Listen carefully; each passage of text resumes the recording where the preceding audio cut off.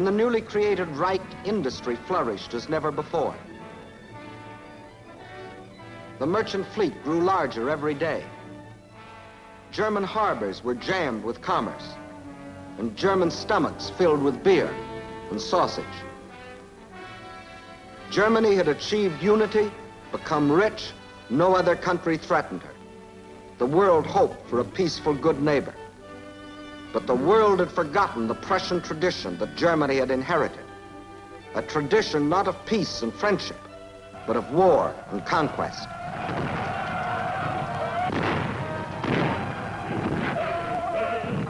Deutschland, Deutschland, über alles, über alles.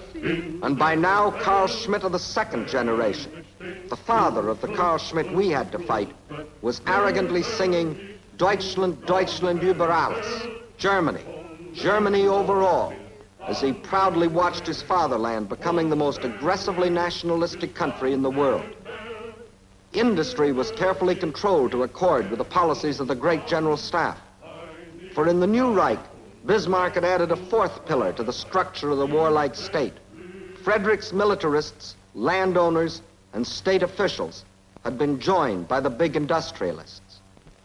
A gigantic railroad system was laid out, more according to strategic war plans than the necessities of peacetime trade. One of the largest navies was constructed. The army was built up to staggering proportions.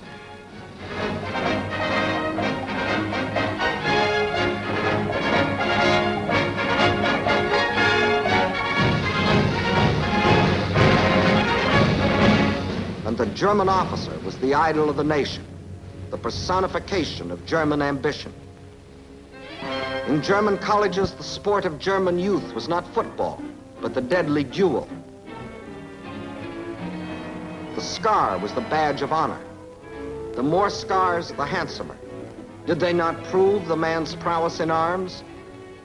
And contentedly watching all stood the great General Staff, still directed by the Prussian Junkers, secure in the knowledge that their power and authority was indisputable. Germany was geared for war.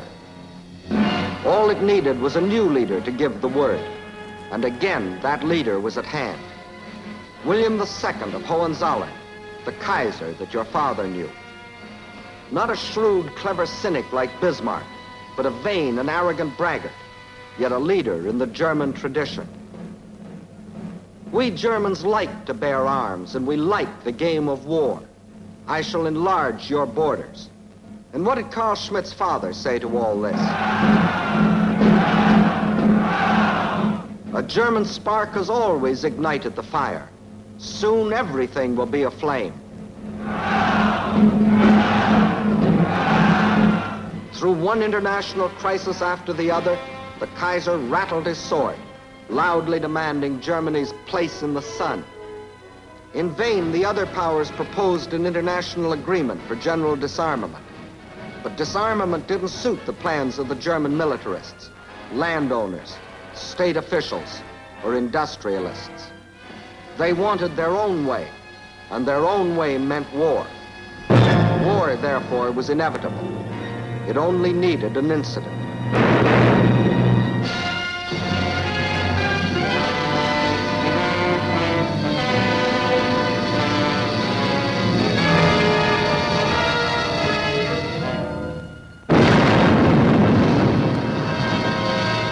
How did this second generation Carl Schmitt react to the prospect of a world war? Berlin took on the air of a carnival.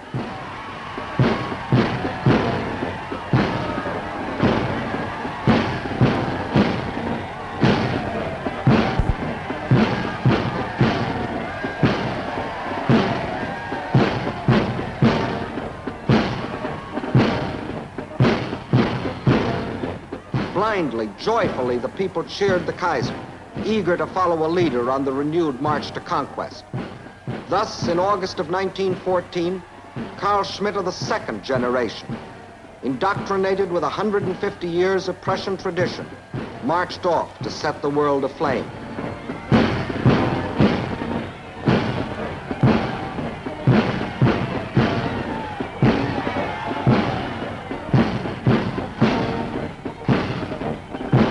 Had he not been taught, did he not believe that whatever Germany demands is right?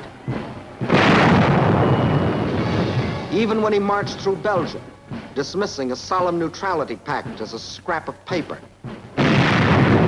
Even when German scientists developed poison gases in violation of international agreements which Germany had solemnly signed. Even when, in violation of all the agreed codes of war, German U-boats deliberately sent to the bottom unarmed merchant ships without warning. Thus, what his father had done to France, to Denmark, to Austria, this second generation Carl Schmitt attempted to do to the world. Our own President Wilson said, "I was, for a little while, unable to believe that such things would in fact be done by any government that had subscribed to the human practices of civilized nations."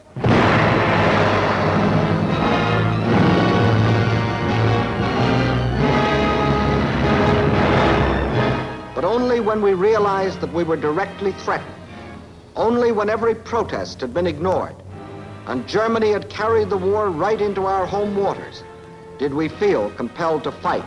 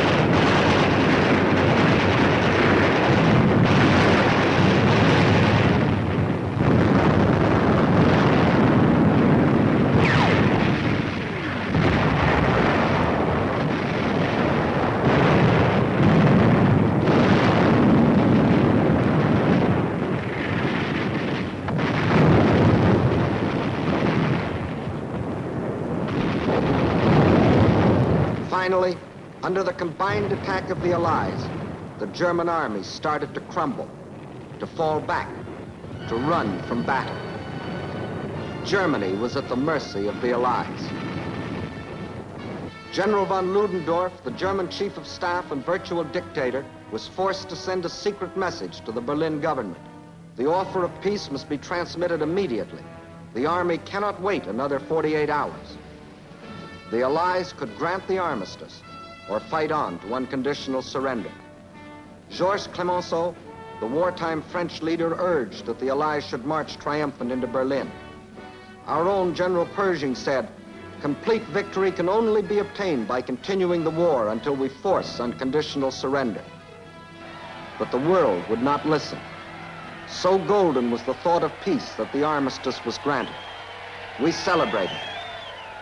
Not only because the war was over, but because it seemed that we had put an end to German militarism forever. Hadn't the German army been beaten? Hadn't the German plan for conquest failed?